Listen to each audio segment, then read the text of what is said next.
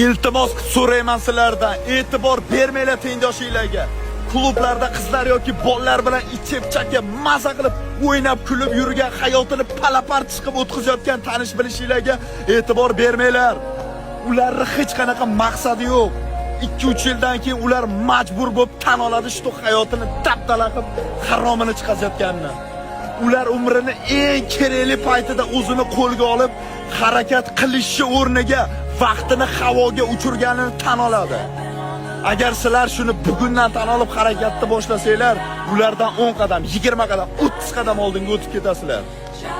Shuning uchun bunaqa odamlarga qo'shilmanglar. Xafa bo'lmanglar, ular maza qilyapti, men yoshligimni o'tkazib yuboryapman deb. O'yin, kulgu, bayramlar bo'laveradi keyinchalik. Lekin hozir harakat qilish kerak. Yoshlik paytlarida kuch, qiziqish, energiya bor paytlarida buni to'g'ri tarafga yo'naltirish kerak.